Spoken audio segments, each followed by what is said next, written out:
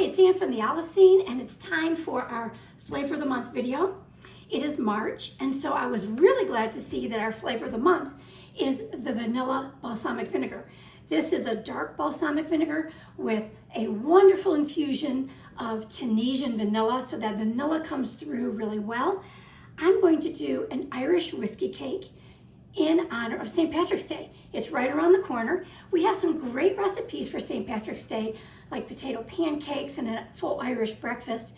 But I wanted to show you how easy it is and how wonderful it is to bake with our extra virgin olive oils and balsamic vinegars. I'm also going to use Athenolia, just arrived from Greece. Northern Hemisphere oils are here, so get to the Olive Scene and get some fresh harvest oils. This is a medium. You could also use a bold for baking. I like the medium with this particular recipe because the amount of whiskey that's in it, it just marries it very, very well. As far as baking with vinegar, remember, vinegar is a tenderizer. When you use olive oil for cakes, it tends to be a lighter crumb to it, and then also with the vinegar will make it more tender. This is a great snack cake, what we call a porch cake, so you could take it out on the porch and sit down and eat it without a plate. But it is really, really good, and because of the whiskey, of course, fabulous for St. Patrick's Day. To get started, I am going to use, instead of a large 2-pan or 2 loaf pans, I'm going to use 2 mini bundt pans because I'm going to give one to my neighbor for a little gift. I have a little bit of olive oil in a bowl. I'm going to dip very slightly and start with the cone and brush it very evenly over every surface. This is a great way to do bundt pans as opposed to trying to rub the oil and get all of the spaces. But you want to make sure that you don't have big globules or droplets of olive oil in your pan. So there we go. That's done. I already did the other one. And now, again, I'm going to start with the cone over my flour bowl. I'm going to get the cone and tip it to get the cone because the rest will fall into the bottom. And now I can get it all the way around, but the cone is already nicely floured. And of course, it will stick what needs to. And now we have a nicely, fully floured pan that is ready to go. Okay, next are the dry ingredients, getting them together. It is 2½ cups of flour. I have 2 in there. I wanted to show you to be sure to remind everybody that when you measure flour, if you're not weighing it with a scale, you want to dip and pour. You don't want to scoop. So I'm just going to let that fluff into my cup, and that's my ½ cup, and scrape it off without pressing it down. So that's 2½ cups of flour. I need a teaspoon of baking powder. Again, I'm going to fluff that in there a little bit. I've scraped it off the top so it's nice and flat. And I use a very fine mesh sifter so I don't have any clumps. Most important when you're using baking soda.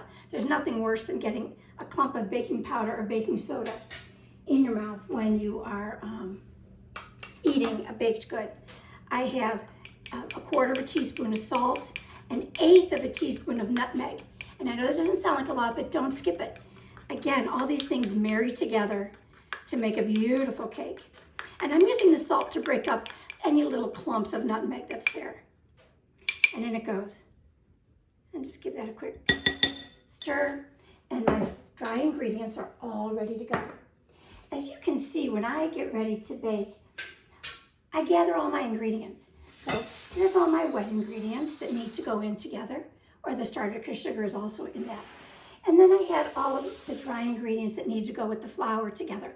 That way you can double check to make sure you haven't forgotten anything before you get started. There's nothing worse than putting it into a pan and then realizing that something was forgotten.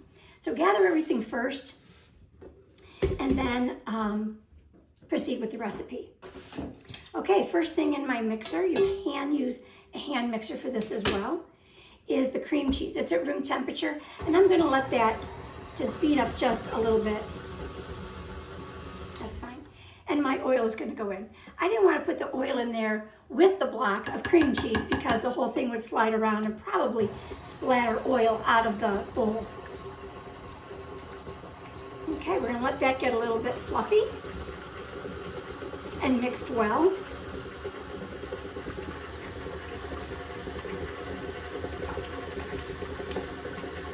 It will take a minute. My cream cheese was still a little bit cool. You want the cream cheese room temperature. You want the eggs room temperature. It incorporates better for a cake.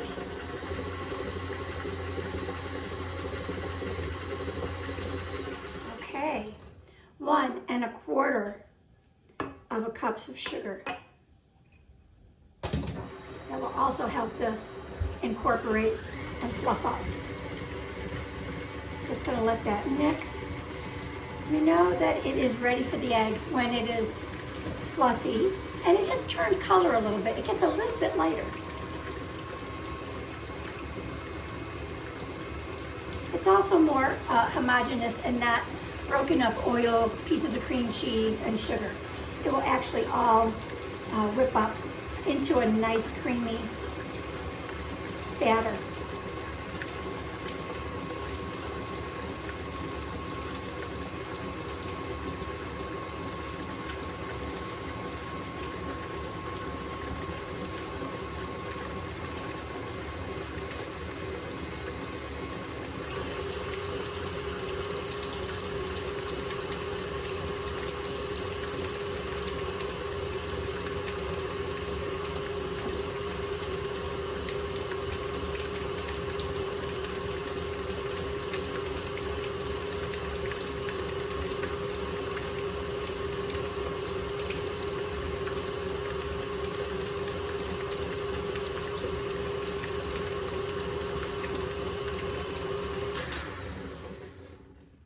Okay, I'm going to scrape that down, make sure I have all little pieces of cream cheese into the batter, not stuck to the sides of the bowl. Give it one more quick whip for a minute. And you can see how it is coming together into a nice, fluffy batter. And that's good. Now I'm going to add 1 egg at a time. 6 eggs go into this. I'll turn that off while I talk. 6 eggs go into this. I'm going to add 1 at a time and beat it after each one. I want to incorporate that and not put too many eggs in at once. It may separate. So 1 at a time and then beat well.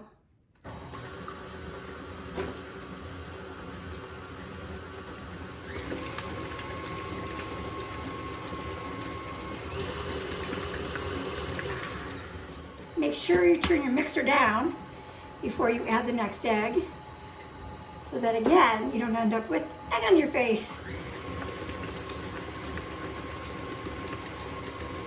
Baking. Baking really is a chemistry experiment. And so with cooking, sometimes you have some leeway. Baking, not so much. There is some, but not as much as with cooking. So you just want to be patient and follow the directions.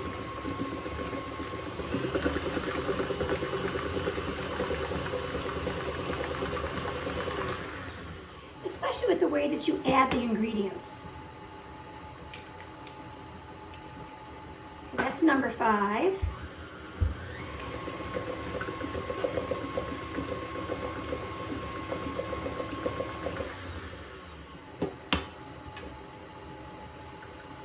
And 6.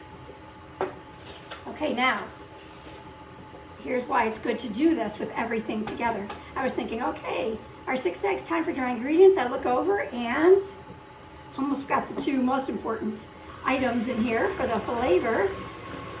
I'm gonna let that beat up just a second. This is where you want to really get it fluffy. Once we start adding the flour, that's where we just want to turn it over.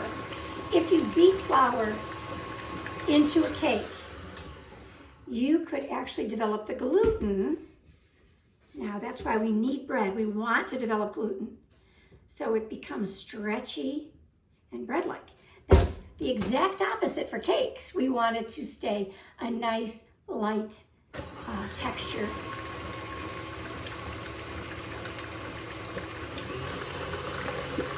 Okay,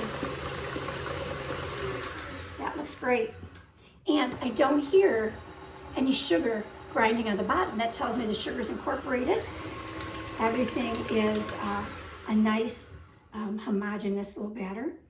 Into this is going 3 tablespoons of whiskey. Now the alcohol will bake off, so you don't need to be worried about children having this cake. We also have 2 teaspoons of vanilla balsamic vinegar. We're gonna mix those together. My one ingredient platter can go away. And then back to the dry ingredients. This is why baking is easy. You mix everything, especially cakes. It goes into your cake pan and you walk away till they're done because they're baking. Okay, I am going to put this on low and add this kind of quickly, enough so it incorporates. I may not wait for it all to be mixed, and I'll fold at the end. I'll show you that.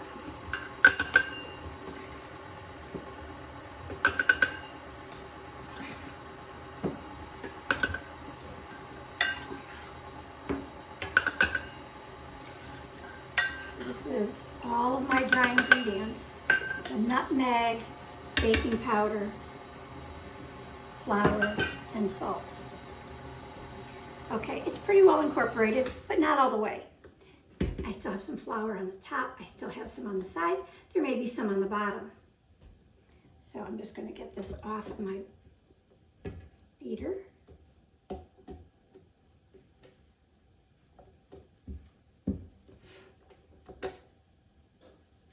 And I'm going to show you what it looks like. So you can see I have some flour in there on the sides. I am just going to now fold. I am not going to beat. I'm scooping from the bottom and turning this over. There may be a little bit of lumps in there, small lumps. It shouldn't be dry and, full of lumps with dry flour around. That's it. Okay. We're going into the bundt pans.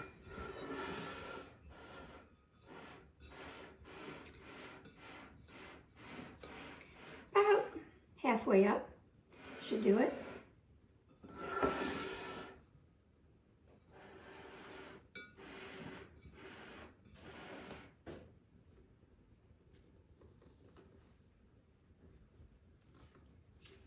This cake is so flavorful.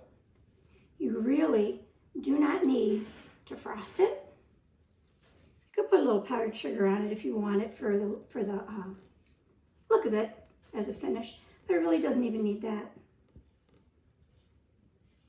You're going to want to get some coffee, maybe some Irish coffee, and enjoy this after a wonderful St. Patrick's Day dinner, or you could also have it for breakfast alongside your full Irish breakfast. Because, full Irish breakfast isn't a true Irish breakfast unless everybody walks away overly stuffed. Okay, these are going into a 350-degree oven. Okay, 350 degrees. Mine took about 40 minutes because they are smaller and because they have the central stem in the middle. It helps to cook a little faster. If you're doing a full bundt or tube pan, probably about an hour. They should be golden and nicely firm. This is a nice tender cake, but it has a nice firm texture to it. And we're going to turn these out. If you ever wondered what these are for, I know they're for scraping the bottom of mustard jars, but they're also great for bundt pans. I don't like using a knife because I don't like scratching up the surface of the bundt pan.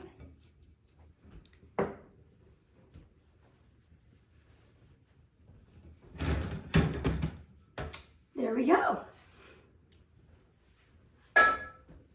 Absolutely fabulous. You're going to want to have this on St. Patrick's Day, but it is not just for St. Patrick's Day, just because that's why I featured it this month. It's a wonderful cake. The texture you're going to love. Vanilla balsamic vinegar. It is great to use in baking. It's also really good in your cooking. The vanilla almost becomes like an herb when you cook with it. So don't hesitate to try it. We have lots of recipes on our website. Also, new Northern Hemisphere oils have arrived. Try our Athenolia from Greece. Incredible flavor profile. You're going to love it. Have a wonderful, happy, safe St. Patrick's Day. Solancha.